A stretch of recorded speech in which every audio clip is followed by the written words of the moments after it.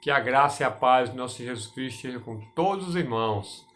Graças a Deus, né, meu irmão, que o Senhor nos dá a oportunidade de estarmos aqui novamente para engrandecermos ao seu nome. Feche teus olhos, vamos estar orando, né, diante do Senhor, colocar nossas orações. Feche teus olhos. Ó Pai bendito, Pai eterno e todo-poderoso. Estamos aqui, meu Deus, unidos, reunidos em espírito, porque ainda, Senhor Deus, não podemos nos congregar fisicamente, mas está tudo no Teu controle, Senhor, no Teu tempo, Tu sabe todas as coisas. Toma a frente de tudo, Pai Santo.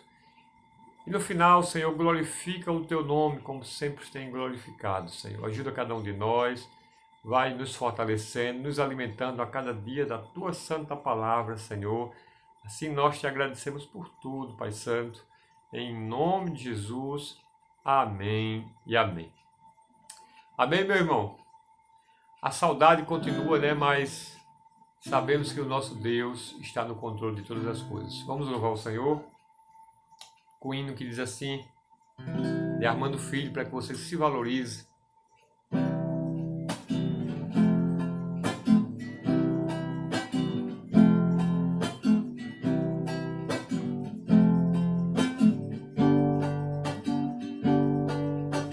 Quero que valorize o que você tem. Você é um ser, você é alguém tão importante para Deus. Nada de ficar sofrendo angústia e dor nesse seu complexo inferior, dizendo às vezes que não é ninguém. Eu venho falar do valor que você tem. Eu venho falar do valor que você tem. Ele está em você, o Espírito Santo se move em você, até com gemido inexprimível, inexprimível. Daí você pode então perceber que para Ele há algo importante em você. Por isso levante e cante, exalte ao Senhor. Você tem valor, o Espírito Santo se move em você. Você tem valor, o Espírito Santo se move em você. Quero que valorize o que você tem. Você é um ser, você é alguém tão importante para Deus. Nada de ficar sofrendo angústia e dor nesse seu complexo inferior, dizendo às vezes que não é ninguém. Eu venho falar do valor que você tem. Eu venho falar do valor que você tem. Ele está em você, o Espírito Santo se move em você, até com gemido inexprimível, inexprimível. Daí você pode então perceber que para Ele há algo importante em você. Por isso levante e cante, exalte ao Senhor. Você tem valor, o Espírito Santo se move em você. Você tem valor, o Espírito Santo se move em você. Você tem valor. Você tem valor.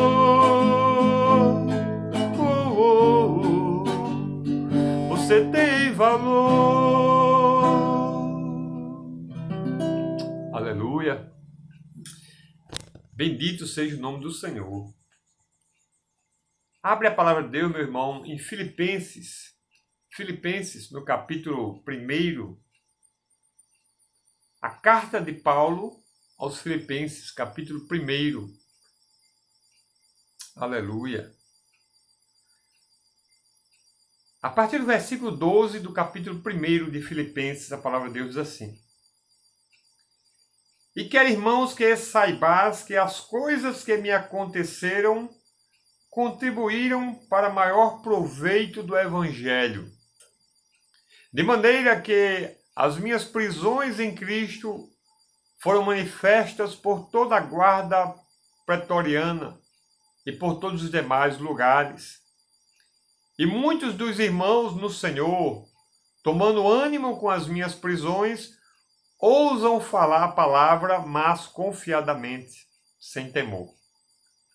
Verdade é que também alguns pregam a Cristo por inveja e porfia, mas outros de boa mente, uns por amor, sabendo que fui posto para a defesa do Evangelho, mas outros, na verdade, anunciam a Cristo por contenção, não puramente julgando acrescentar aflição às minhas prisões. Mas que importa, contanto que Cristo seja anunciado de toda maneira, ou com fingimento, ou em verdade, nisto me regozijo e me regozijarei ainda. Porque sei que disto me resultará salvação pela vossa oração e pelo socorro do Espírito de Jesus Cristo, segundo a minha intensa expectação e esperança de que em nada serei confundido, antes com toda a confiança, Cristo será tanto agora como sempre engrandecido no meu corpo, seja pela vida, seja pela morte. Porque para mim o viver é Cristo e o morrer é ganho. Mas se o viver na carne me der fruto da minha obra, não sei então o que deva escolher. Mas de ambos os lados estou em aperto, tendo desejo de partir e estar com Cristo, porque isto ainda muito melhor. Mas julgo mais necessário, por amor de vós, ficar na carne. E tendo esta confiança, sei que ficarei e permanecerei com todos vós para proveito vosso e gozo da fé, para que a vossa glória abunde por mim em Cristo Jesus, pela minha nova ida a vós. Glorificado seja o nome de Jesus, né, meu irmão? Palavra abençoada, porque é a palavra do Senhor. Quem conhece, né, a história de Paulo, nós conhecemos, nós lemos na Bíblia, quando ele ainda era considerado Saulo, ele era um grande perseguidor da igreja. E Paulo, ele era considerado um sujeito implacável. Paulo era um guardador da lei, aquele observador da lei. Paulo, ele não abria mão de fazer aquilo que estava no seu coração, né? Paulo era uma pessoa muito determinada, guardador da lei, zeloso da lei, mas perseguia a igreja de Cristo, porque assim ele achava que estava fazendo certo. Na mente de Paulo, no entendimento de Paulo, se ele seguisse, perseguisse e trouxesse a igreja de Cristo para ser presa, para ser açoitada ou morta, as pessoas que estavam ali, ele estava fazendo o seu dever. Paulo pediu carta, pediu autorização para ter mais autoridade ainda, para poder entrar na casa dos cristãos na época. E até que Paulo, ele é impactado pela presença de Jesus. E agora esse homem que era um perseguidor da igreja passa a ser perseguido, porque agora ele era um anunciador do Evangelho. Eu diria que Paulo foi um dos maiores exemplos de cristão que nós podemos conhecer. Paulo, ele foi tão dedicado que ele tinha plena convicção que enquanto ele estivesse vivendo aqui, a vida dele deveria ser somente voltada para Cristo. Paulo, ele não abria mão disso.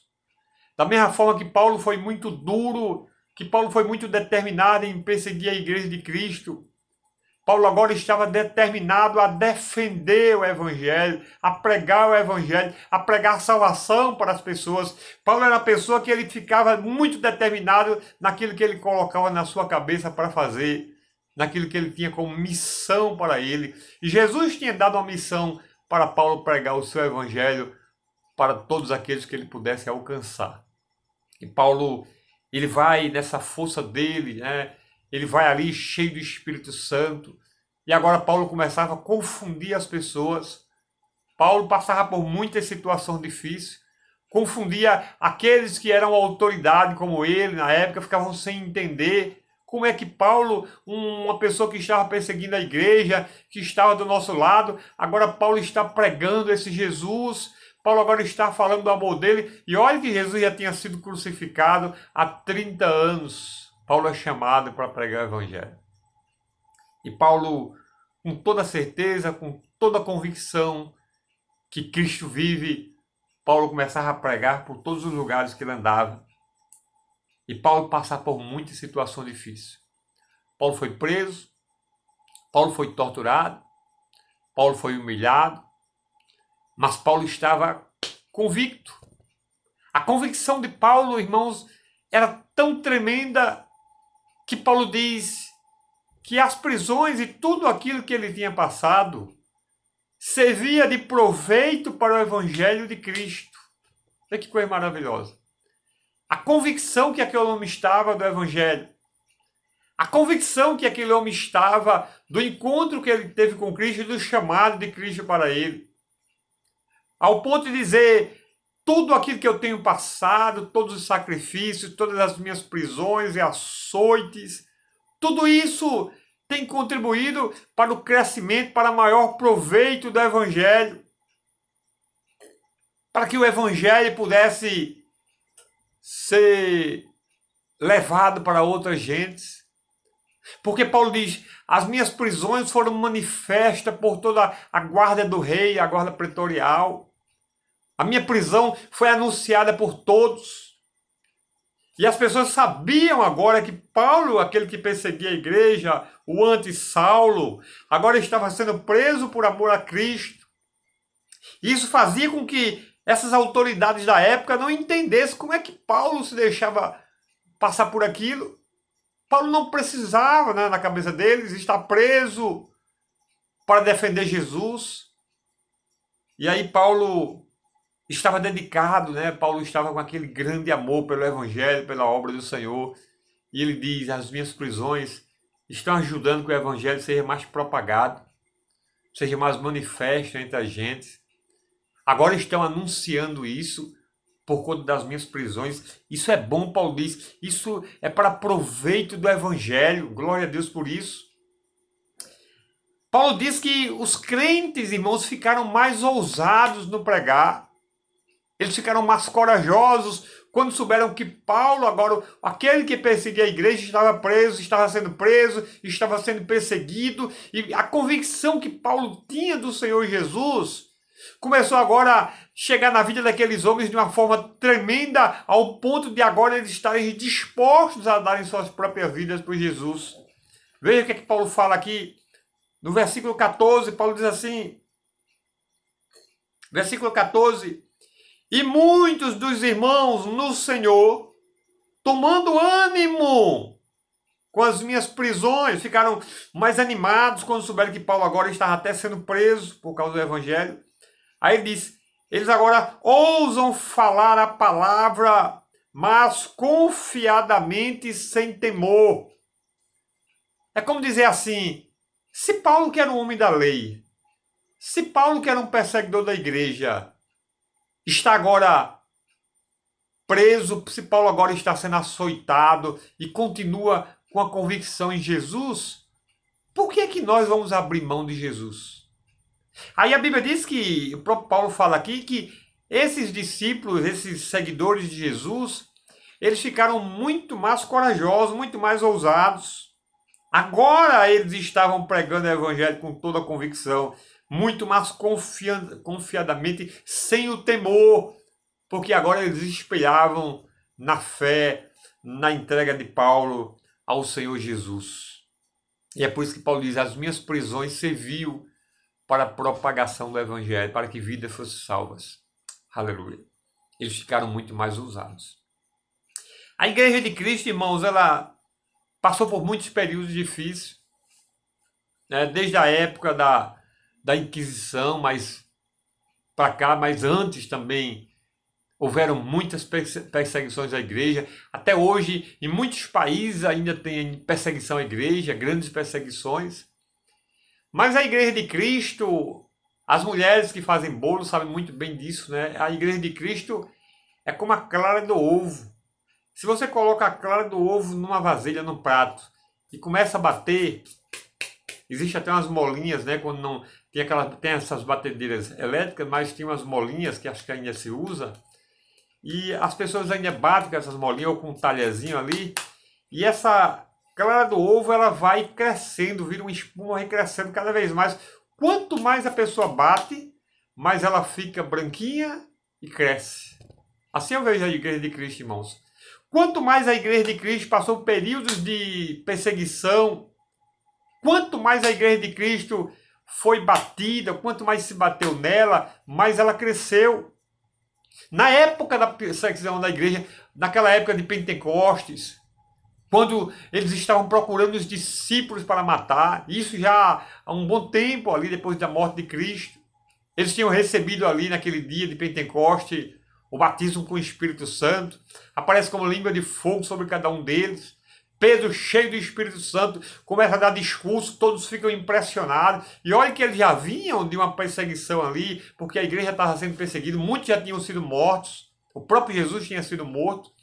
Mas Pedro fica cheio de ousadia no falar. E a Bíblia diz que num desses discursos de Pedro, 3.000 pessoas se convertem. Porque quanto mais perseguiam, quanto mais batiam na igreja, mais a igreja de Cristo aumentava, mais a convicção daqueles homens aumentava. Porque eles viam pessoas se entregando e eles ficavam cada vez mais convictos da ação do Espírito Santo e que Jesus, que morreu na cruz do Calvário, agora estava vivo, estava tendo o poder de transformar a vida, como ele próprio tinha falado que veio para salvar, para livrar os pecadores dos seus pecados. Glória a Deus por isso. E agora a igreja continua fazendo a sua obra, continua crescendo. Tem perseguição? Tem. Sempre tem perseguição. Estamos parados agora de congregarmos juntos lá na igreja, no Brasil inteiro e muitos lugares do mundo, por conta do vírus. Mas o evangelho continua sendo pregado nas redes sociais. Isso não foi proibido. Porque se isso fosse proibido, aí iria caracterizar uma perseguição à igreja. Mas a igreja hoje ainda tem o privilégio de pregar a mensagem na televisão, no rádio, nas redes sociais. E está se pregando muito mais do que antes, porque agora a abrangência está sendo muito maior. Muita gente está ouvindo o evangelho que não tinha coragem de ir para uma igreja, mas agora dentro da sua própria casa já está escutando o evangelho. E isso é poder de Deus. Deus tem as suas formas de trabalhar e nós não entendemos, meu irmão.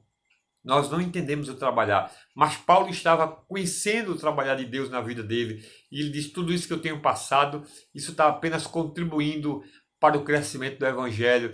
Quem sabe se esse vírus está aí também, não está aí para contribuir para o crescimento da pregação do evangelho no mundo todo, porque Jesus disse que isso seria necessário para que viesse o fim.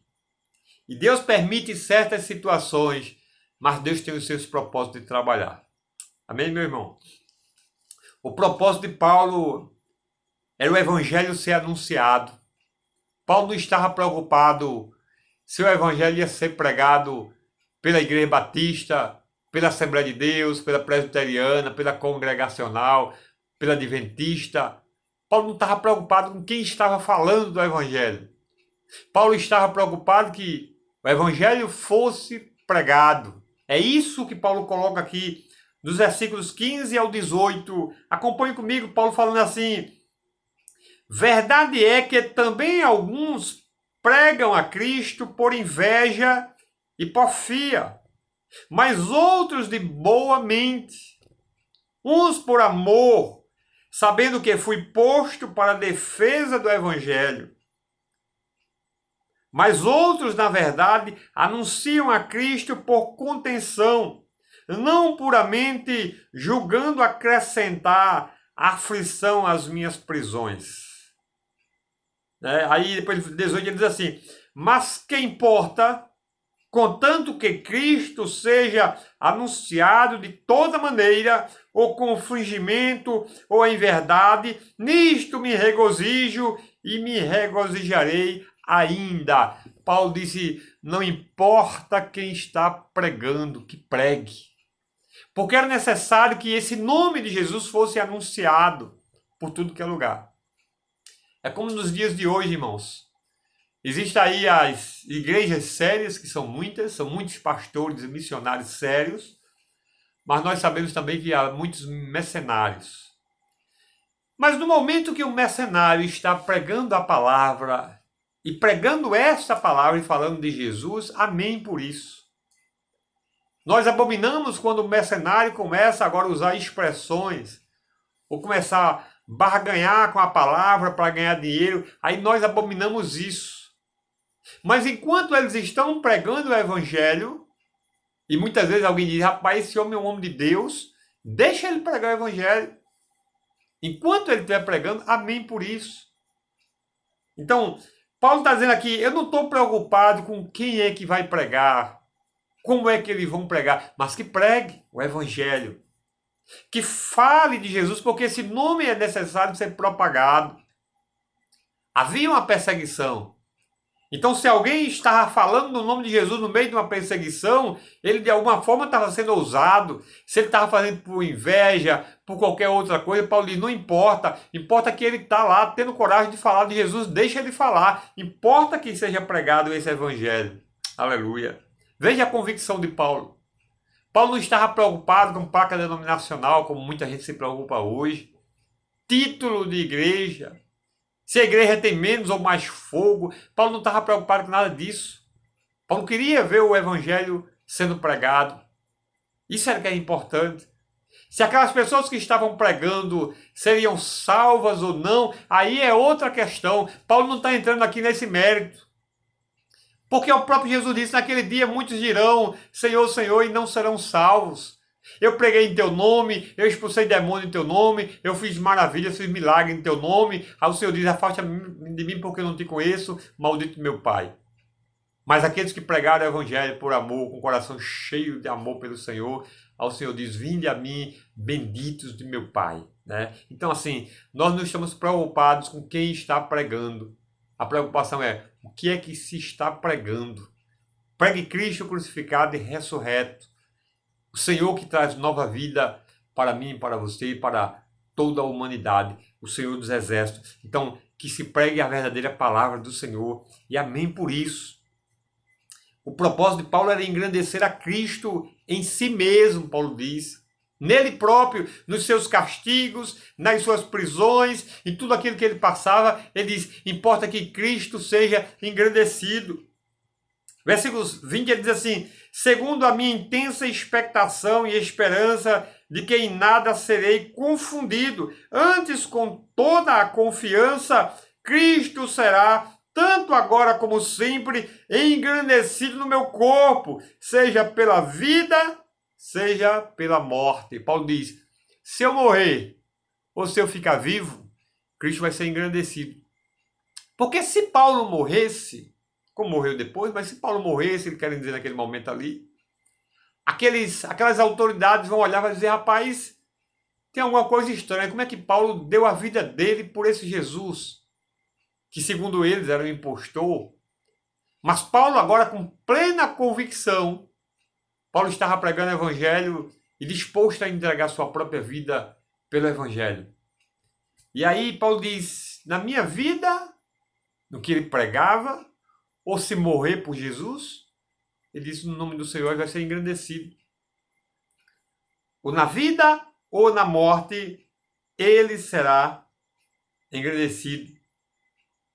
Glória a Deus por isso. Tanto na vida como na morte. Assim tem que ser comigo e contigo. Nós temos que ter essa plena convicção de que, vivos ou mortos, nós estaremos engrandecendo sempre ao nome de Jesus, por amor ao Senhor. E aí Paulo diz uma das suas frases que eu gosto muito.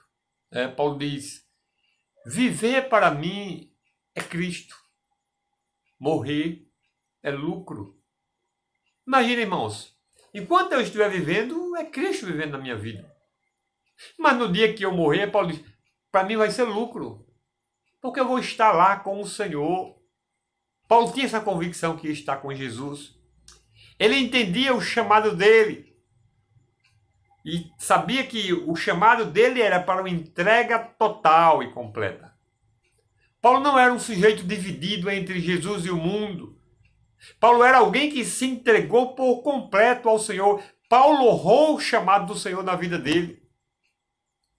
Paulo conversando ali com os discípulos, com aquelas pessoas que estavam ali, Paulo diz que ele estava apertado, porque ele diz, no versículo 23, de ambos os lados estou em aperto, tendo desejo de partir e estar com Cristo, porque isto é ainda muito melhor.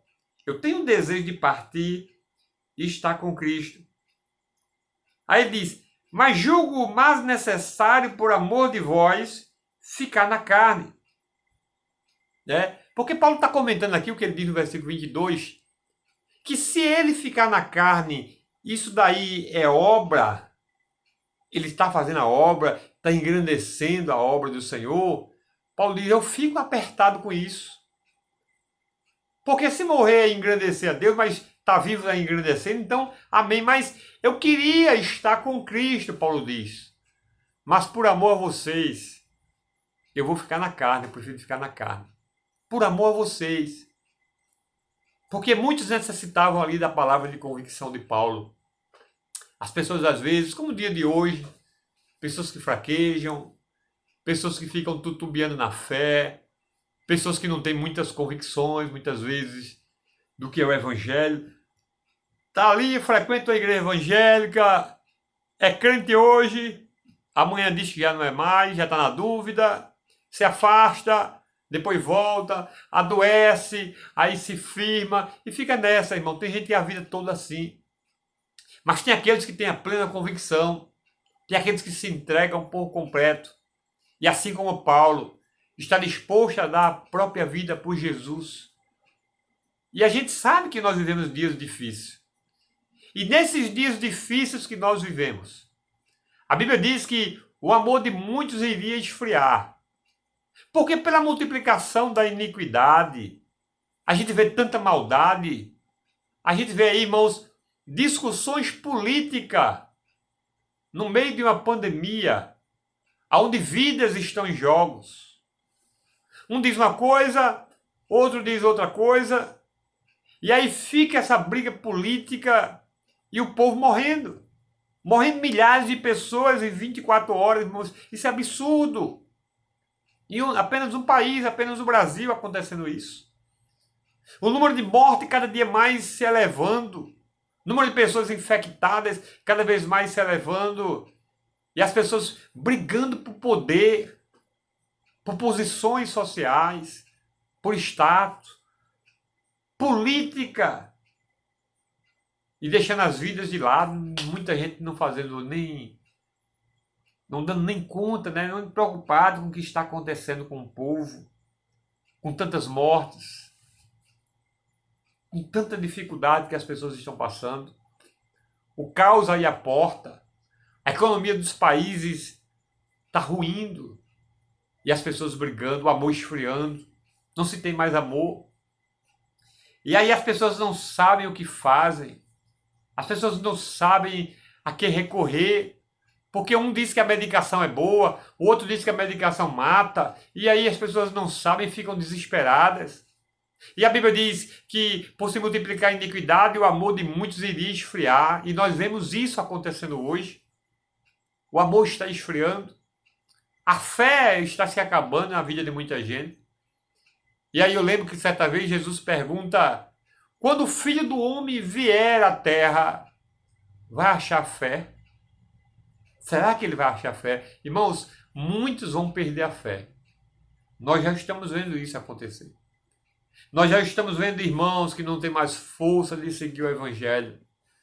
Aqueles que estão preferindo ficar mais no mundo, servir ao mundo, do que servir a Deus. Tão preocupados com suas coisas, que não tem mais tempo de ler um versículo da palavra, que não tem mais tempo de ouvir um louvor, que perdeu o amor por Jesus, perdeu a fé, o amor esfriou, a multiplicação da iniquidade.